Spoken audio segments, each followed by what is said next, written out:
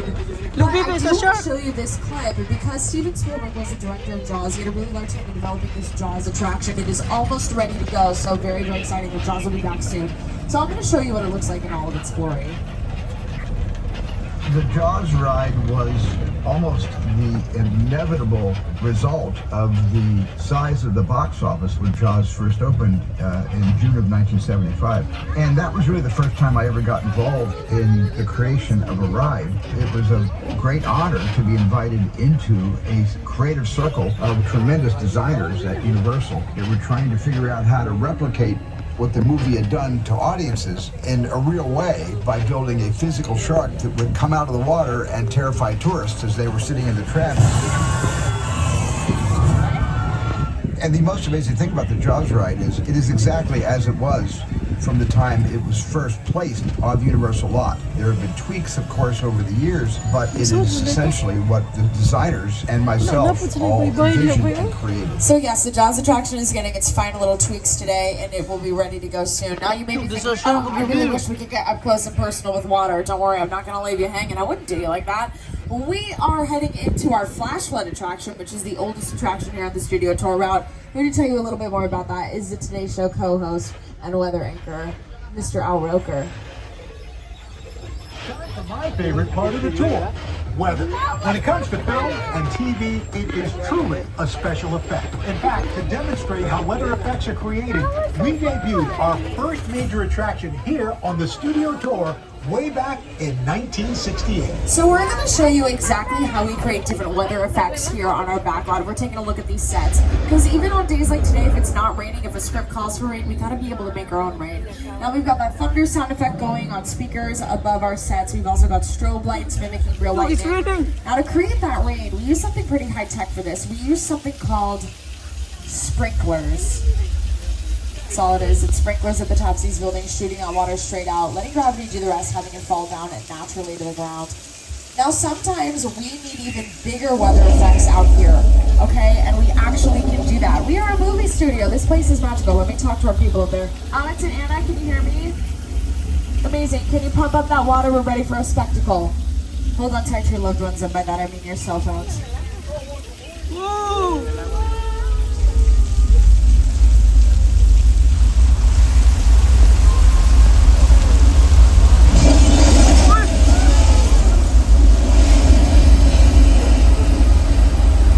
Nicole Kidman says before every single AMC movie, we come to this place for magic. Waterworld who? I'm sorry, I only know the Flash Flood. Give it up for our Flash Flood attraction. Been kicking here on the studio tour for 56 years. Oldest attraction here, it's still kicking on our lot. You may have seen it before in the movie Big Fat Liar. Check this out.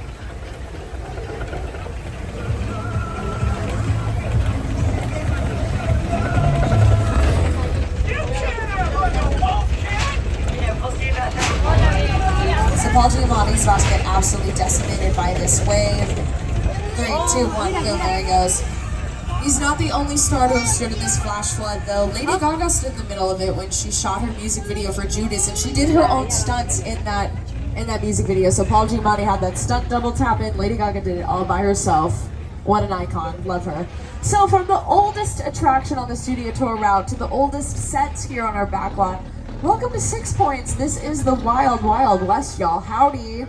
We made it. Now, 6 Points got its name back in the early days of the studio because there were, at one point, 6 distinct different streets and had its own sheriff station, bank building, hotel, and saloon. So, hypothetically, the studio could film 6 different Western movies here at the same time, and that is exactly what they did. Because remember, back then, movies were silent, so the sounds from productions weren't going to overlap with each other. There was no audio being recorded, no need for quiet zones. In fact, it was so easy for Universal to film multiple movies at the same time that they churned out over 200 of these short silent westerns in the first year of production here in Los Angeles. So when you do that math, 200 movies in 365 days, I can't do long division in my head, that's why I'm a tour guide, equals a lot of movie making, okay? A lot of movie making. And think about 1915. The technology that they had for movie making was nowhere near what we have now. Most movies now are shot digitally. They're exported onto camera, onto computers digitally, edited digitally. digitally distributed. We even have streaming services now. Back then, movies were shot on actual film reels. Editing film literally consisted of cutting and splicing film together. If you've heard that expression of actors saying like, oh, I was in this movie but my scene ended up on the cutting room floor, that's literally because back then film would be cut and tossed. So that is a real thing. So very cool thinking about how movies are made that long ago. I'm going to keep talking about these sets because we're seeing the backside of them. When I mentioned at the beginning of the tour that you could pay that 25 cents to watch a movie get filmed, this is where that filming would happen. So Universal would essentially put bleachers all along the sides of the streets where people would sit, eat their box lunches, and they would watch these movies get filmed. And because these were silent films, they were encouraged to cheer for the good guys, boo the villains as they were watching these movies. So it was almost a very theatrical way of watching film being made. So similar to if you were watching a live musical or a live play, or if you're cheering for your favorite artist at a concert, you're cheering for your team at a sporting event, you were encouraged to get involved. It was a very communal thing, filming was. So really cool to think about how filming happened back in the day as opposed to now when we need quiet zones, and we saw that production happening, which is awesome. Now up! Bruce is up and running! They're testing him out, look at him! Oh, there he goes. That's my favorite coworker. I love that guy. He's the best. Now, sharks are a pretty terrifying animal, I will give you that. But there is an animal that I think is a little scarier than that, and that is the chicken. So coming up over on your right-hand side, at the top of this hill, you are going to see one house sitting all by itself. This is a set called the Chicken Ranch. The Chicken Ranch was originally constructed in the early 1980s for the movie musical The Best Little Whorehouse in Texas, starring Burt Reynolds and American National Treasure Miss Dolly Parton. The set actually functioned like a dollhouse, and it opened on hinges for the musical numbers. One of those musical numbers being I Will Always Love You, which was originally Dolly's song. Whitney Houston later covered it in the 90s for The Bodyguard. This can also be seen as the House of 1,000 Corpses in Rob Zombie's film of the same name, and it's where LMFAO shot their music video Sorry for Party Rocket. So this house has seen quite a bit in its day, has been through some things. Over here on your left-hand side, we've got a commercial filming down here in our Colonial Street set, so I don't know if you can see, this is my first tour today, so I don't know if you can see any active production out here, but there's a commercial shooting out here right now. A lot of busy things happening on our lot today. Pretty exciting. Alright, I do want to let you know, everybody, we have about 15 minutes up to the tour. Make sure we're staying seated. Keep your arms and legs inside the tram. If you need me, pull that cord to help you out, but make sure you're staying seated at all times. My Back to the Future fans, over here on your left-hand side, see these Lion Estate signs? This is the neighborhood where Marty McFly lived in those movies. The slogan was "Live in the home of tomorrow today." Now, Steven Spielberg served as an executive producer on those movies. We're also driving up Steven Spielberg Drive right now. He has a very long history with Universal that actually begins with the studio tour. My entire career began with my relationship with Universal Studios just as a high school kid on a tour bus. Remember, in those days there weren't trams, there were buses called a Gray Line tour bus. And I was so excited and thrilled to be on the lot. This was my first time ever on a movie studio lot. And during a bathroom break, I hid in the bathroom, and when everybody left to get back on the bus, I waited another 15 minutes until I'm sure the bus left, and then I had the entire lot to myself that day. And in those days, movie lots were so crowded because all movies were made on film lots. Now, in the 1960s, when Spielberg was running around as a teenager, this is what the tour vehicle used to look like over here on your left-hand side. This is an original Glamour tram from 1964. Just got a fresh coat of paint on it. But right next to it, a ton of classic picture cars. We've got some cars from the Jurassic Park and Jurassic World movies, some cars from the Flintstones movie as well. Next to it, a ton of cars from the Fast and Furious movies, including Dominic Toretto's black Dodge Charger. And rounding it out, we've got a couple of cars from the Transformers films, including the real-life Bumblebee. That is a real Bumblebee right there, which is really exciting. Now, picture car is just a catch-all term meaning any sort of moving vehicle that shows up on screen in a TV show or in a movie. It can be cars, buses, boats, trains, even trams. But those are some of the classics.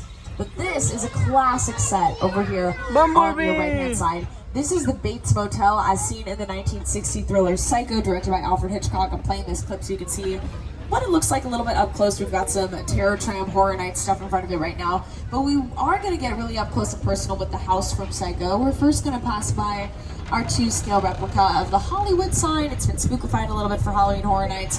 While we celebrated our 60th anniversary this summer, the Hollywood sign turned 100, so we wanted to pay homage to LA's most iconic landmark. Folks, I'm sorry, this is really awkward. Norman Bates is home, and Norman is my ex.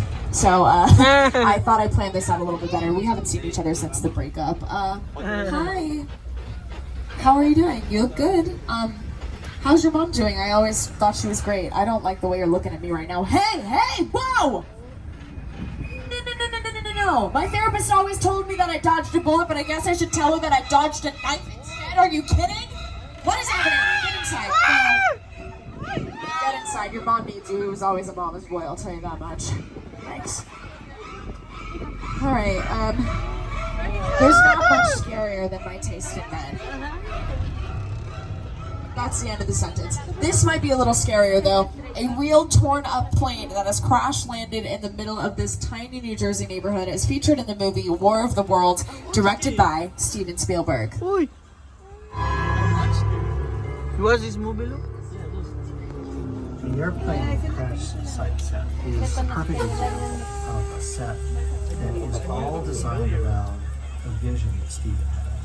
Forget that, to sit down and talk about the War of the Worlds. That thought, what if the 747 goes down?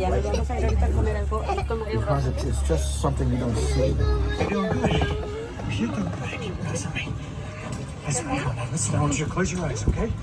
Now I'm closed.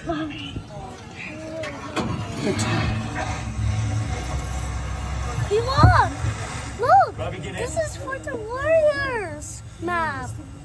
Get in. Do not keep Tom Cruise waiting, that is embarrassing. Because if Tom Cruise pulled up right now, looked me dead in my two eyes and said, Amanda, get in the car. Bye. Have fun on the rest of the tour. You're going to be riding in silence, jumping off this tram faster than you can say Top Gun. Be so for real right now. Now, Universal has had the opportunity to work with these generation-defining directors like Alfred Hitchcock, Steven Spielberg. Another one of these directors is Academy Award winner Jordan Peele. Now, we are about to go through Jupiter's Claim, which are the actual sets seen in his most recent sci-fi thriller, Nope, which is really exciting. You may also know Jordan Peele's work. He also directed Get Out and Us, but these are sets from Nope. So here to tell you a little bit more about Jupiter's Claim and about Nope itself is the director, Mr. Jordan Peele. Movie magic only happens when a team of collaborators, often in the hundreds, work together to take an impossible notion and bring it to life. This is Jupiter's Claim, a nostalgic, small-time Southern California amusement park owned by former child star Ricky Jupe Park.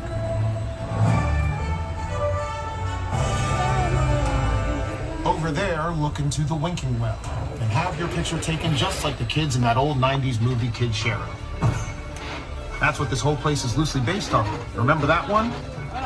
No? Why? A little further down, you can see the brand new Star Lasso experience.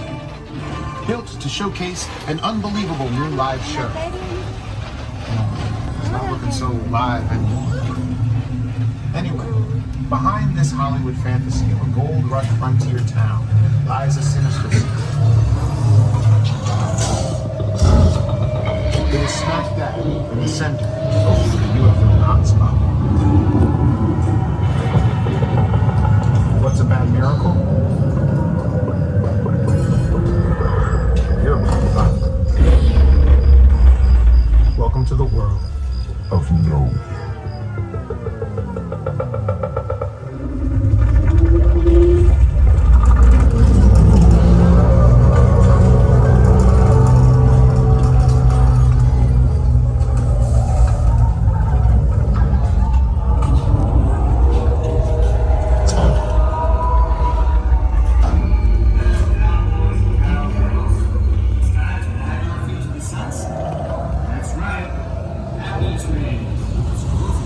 Yeah, I think we should take this opportunity to peel on out of here. Last thing I want to be dealing with today is an alien invasion. Nope. Too close of an encounter for my liking. Don't like that at all. Okay, everybody. We have really been through a lot on this tour together. A near alien invasion, giant plane crash, an earthquake, my ex with a knife. I don't even know what that was about. So I think we're just going to take this opportunity to relax and just kick back and take the rest of this tour nice and